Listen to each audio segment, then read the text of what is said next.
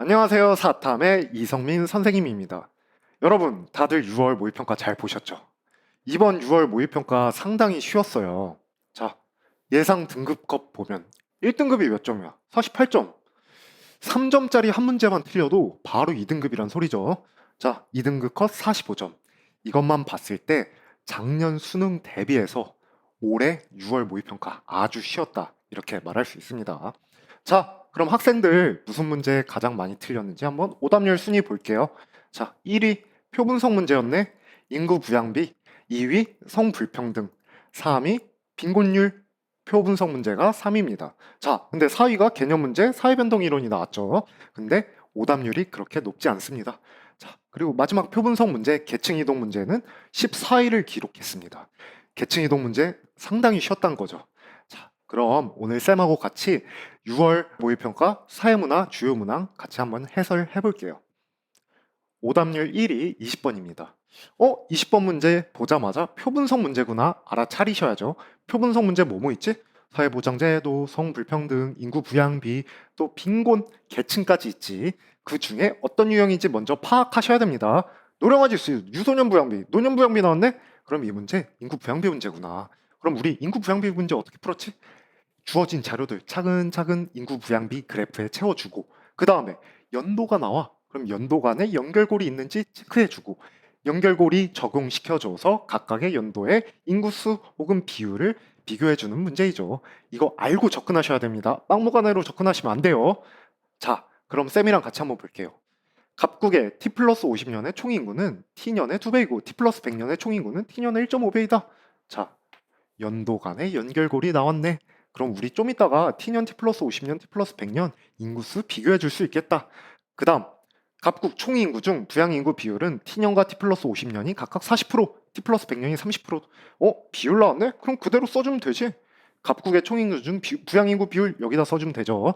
t년이 40%, t 플러스 50년도 40%, 그리고 t 플러스 100년이 30%. 자, 이렇게 써주면 됩니다. 그 다음 조건 채워줘 보자.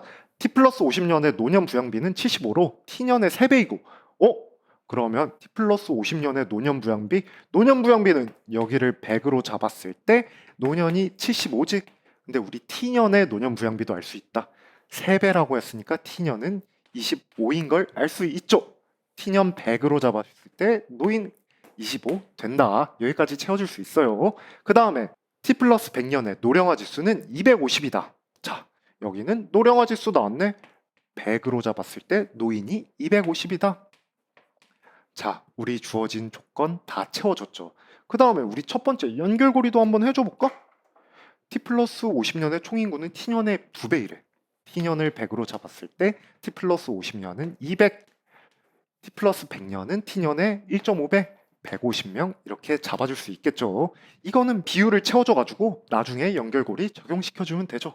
자, 우리 주어진 자료 다 채워줬다. 그 다음에 우리 뭐 구해야 되지?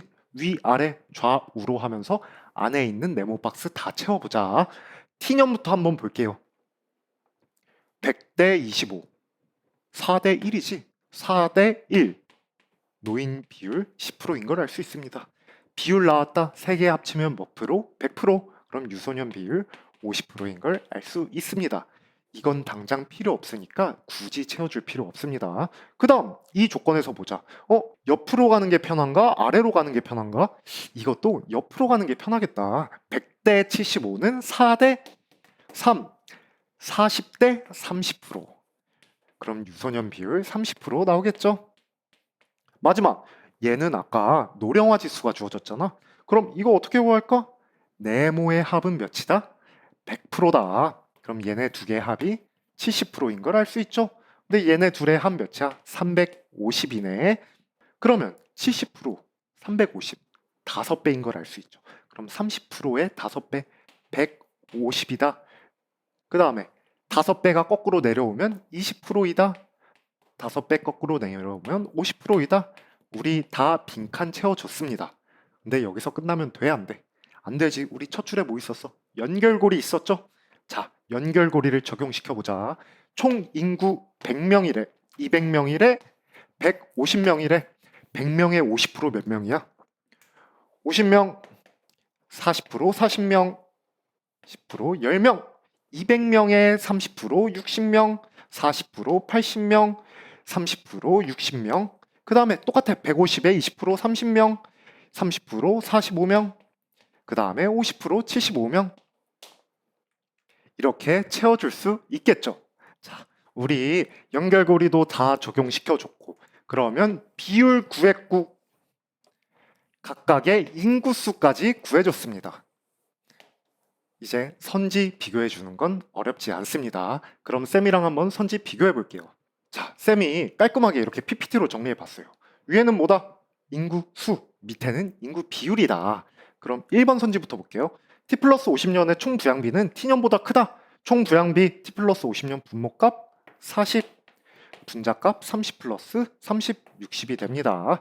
그 다음에 T년 보자. 40분의 50 플러스 10, 60이 됩니다. 두 개 같죠? 크다가 아니라 같다입니다. 자, 여기서 밑에 거 쓰든 위에 거 쓰든 상관없습니다. 두 개 중에 편한 거 쓰시면 돼요. 2번 T 플러스 50년의 노령화 지수는 T년의 5배이다. T 플러스 50년의 노령화 지수 똑같이 가면 되죠. T 플러스 50년의 노령화 지수 30분의 30이에요. 자, T년은 50분의 10이에요. 얘는 1이 되고 5분의 1이 되죠. T 플러스 50년이 T년의 5배인 걸 알 수 있습니다. 그래서 정답은 2번. 선지는 정말 쉬웠어요.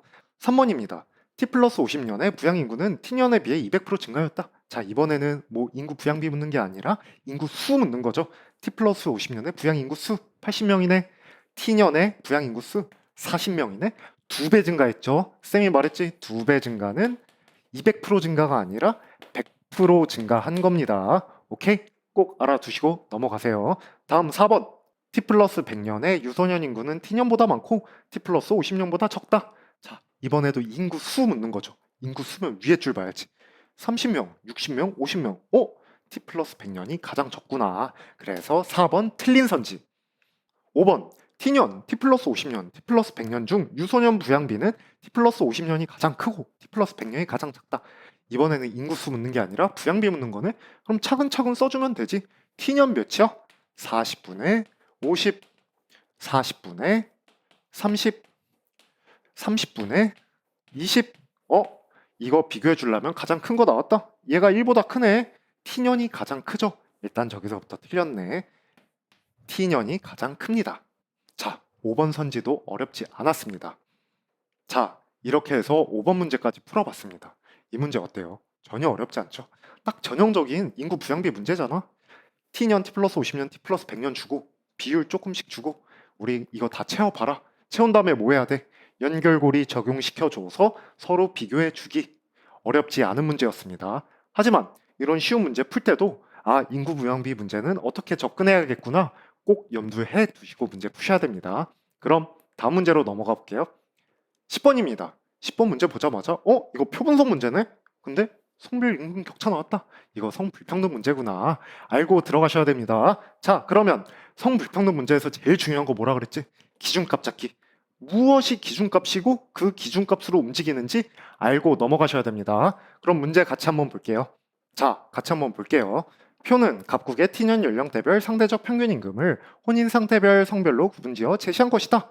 연령대별 상대적 평균 임금은 20대 기혼 남성 평균 임금을 100이라고 잡을 때 기준점 나왔다. 다른 연령대의 기혼 남성 평균 임금의 크기를 나타낸다. 자, 보면 얘를 100만 원으로 잡으면 30대 기혼 남성은 얼마 번데? 142만 원. 40대 기혼 남성은 165만 원 번데. 우리 기준값 잡았죠? 이것도 똑같아. 기혼 여성 20대 100만 원 벌 때 30대 130, 40대 120만 원 버는구나. 각각의 우리 기준값 잡았다. 그 다음에 우리 구해야 되는 거 뭐야? 남성 여성 간에 연결고리 있어 없어?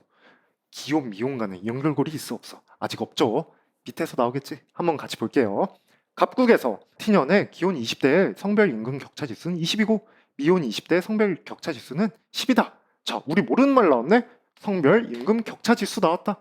그럼 밑에 조건 보면 되겠죠? 성별 임금 격차 지수 뭐래? 기준값 뭐야? 남성 평균 임금 그리고 분의 남성 평균 임금 빼기 여성 임금 평균이구나. 그게 20하고 10이래. 기혼 20대부터 보자. 여기 기준값 기혼 남성 20대 100만 원 벌죠? 100만 원 벌 때 100 빼기 20대 기혼 여성이 며칠에?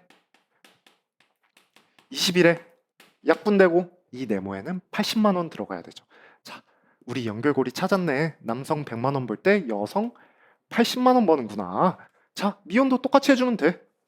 기준값 100으로 잡고 100 빼기 네모가 11에 약분해주고 네모에 90 들어가겠죠? 아, 그럼 미혼 남성 100만 원 벌 때 여성 90만 원 벌겠구나 까지 나왔습니다. 그러면 아직 기혼 미혼 간의 연결고리는 없다. 계속 봐보자. 20대 기혼 여성의 평균 임금과 20대 미혼 남성의 평균 임금이 같대. 20대 기혼 평균 임금과 80만 원과 남성이 같대. 자, 그럼 얘를 100만 원으로 잡았을 때 여성 80. 이게 같으려면 남성도 80이 돼야 되죠. 자, 그러면 이 80의 영향을 받는 애 누굴까? 90만 원이지? 100만 원일 때 90만 원 받는 거니까 80만 원 받을 때 72만 원 받는 거 알 수 있죠? 우리 그러면 기혼, 미혼, 남성, 여성 연결고리 다 찾아줬다. 그래서 각각의 임금 다 비교해 줄 수 있겠구나. 아셔야 됩니다. 그리고 마지막 따라서 20대 기혼 남성의 평균 임금이 100달러라면 20대 미혼 여성 평균 임금은 봐봐. 우리 여기서 기준 이미 100으로 잡았다. 180, 80이랑 80 맞춰주고 그 다음에 80이랑 90 적용시켜줘가지고 72. 그러면 기억에는 72가 들어가는 것을 알 수 있죠. 자, 어렵지 않아요. 문제가 길고 복잡해 보여도 주어진 거 하나하나 차근차근 하고 그리고 기준값을 뭐로 잡을지 연결고리를 어떻게 적용시킬지 알고 접근하면 어렵지 않은 문제였습니다. 쌤이 PPT로 깔끔하게 정리해봤어요. 100만 원 받을 때 80만 원 받고 80만 원 받을 때 72만 원 받는다. 자, 그럼 우리 위아래로 움직일 수도 있겠죠. 100만 원 받을 때 142만 원 받아. 근데 여성이 100만 원 받을 때 130 받았어. 근데 우리 이거 연결고리 적용시켜 줬잖아. 그러니까 이것도 비율을 맞춰줘야겠죠. 100일 때 80이니까 비율을 적용시켜 주면 80% 하면 얼마야? 104만 원 받겠네. 이런 식으로 구해줄 수 있겠죠. 얘도 똑같이 140만 원에 80%면 112만 원 받겠네. 이런 식으로 다 적용시켜 줄 수 있겠죠. 근데 우리 이거 어느 세월에 하나하나 다 써줘. 문제 풀면서 필요한 것만 한번 찾아봐 봐요. 자, 1번 기억은 100이다. 우리 아까 구했지? 72달러이다. 2번 넘어갈게요. 2번입니다. 40대에서 성별 임금 격차 지수는 기혼이 미혼보다 작다. 자, 한번 보자. 40대. 우리 아까 다 연결고리 적용시켜줬어. 그래서 100만 원 받을 때 165만 원 받고 80만 원 받을 때 120 곱하기 0.8 해줘야 되죠. 96. 그래서 이렇게 다 써줘도 돼. 빼기 96 곱하기 100. 그리고 여기도 분모값 몇이야? 145분의 곱하기 0.8 145 곱하기 0.8 빼기 155 곱하기 0.72 곱하기 100. 자, 이거 계산하라고 평가원이 내줬을까요? 아니죠. 이거 같이 한번 볼게요. 자, 이것만 봐도 여기 차이 몇 나? 70 나지 거의. 근데 여기는 10 나. 근데 비율까지 작아졌네. 이 차이는 조금 더 작아지겠죠. 분모값이 아무리 얘가 160으로 크고 얘가 분모값이 더 작더라도 분자의 차이가 너무 많이 나기 때문에 기혼이 훨씬 큰 걸 알 수 있습니다. 이거는 너무 헷갈린다 하면 식 써주고 계산해줘도 되지만 숫자 차이가 너무 큰 상황에서 굳이 계산할 필요가 없었던 문제입니다. 그래서 2번은 틀린 선지입니다. 이 문제 평가원이 낸 의도를 한번 잘 생각해 보세요.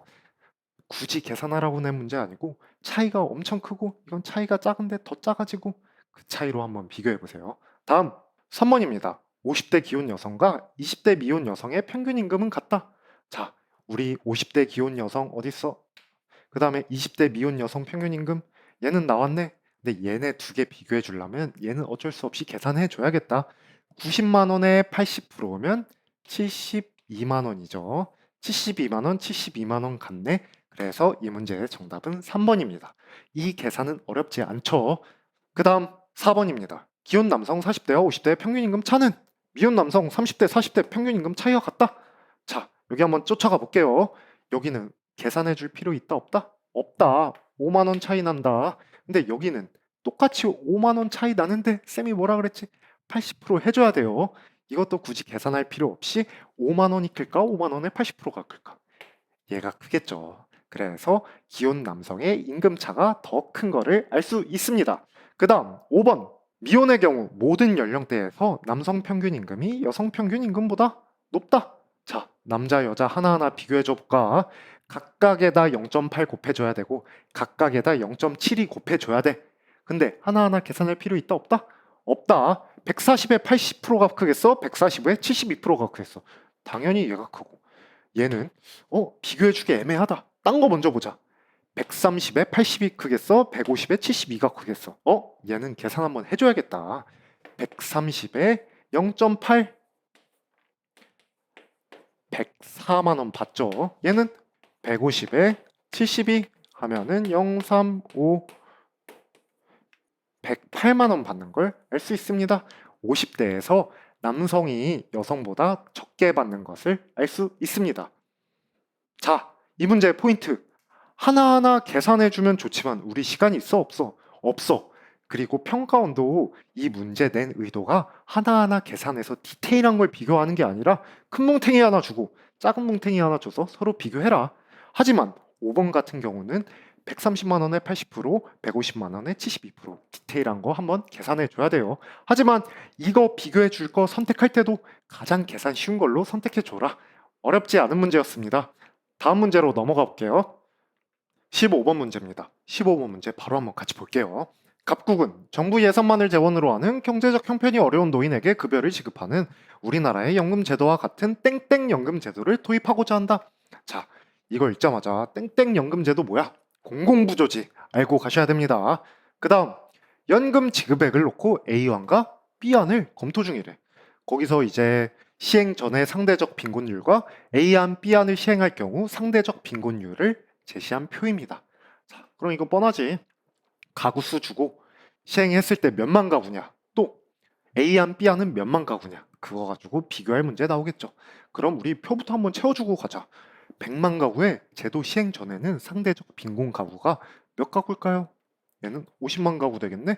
200만 가구 중에 40%라 했으니까 얘는 80만 가구 되겠습니다. 근데 A안을 시행했어. 공공부조 시행했어. 100만 가구 중에 25만만이 상대적 빈곤 가구. 얘는 20만 가구가 되겠네. 200만 중에 20%니까 40만, 15%니까 30만 가구가 되겠습니다. 자, 우리 여기까지 다 채워줬어요. 그럼 기억으로 바로 넘어가 볼게요.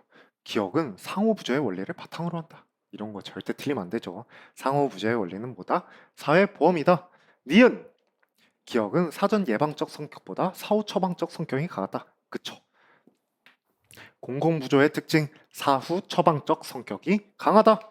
디귿 A안 시행 전후의 상대적 빈곤 가구수 차이는 우리 A안 시행 가구수까지 다 구했다. 디귿은 맞는 선지. 리을 상대적 빈곤에 해당하는 부부 가구 인구는 A안을 시행할 경우가 B안을 시행할 경우보다 10만 명 많다. 그럼 우리 비교해주면 얘하고 얘만 비교해주면 되네.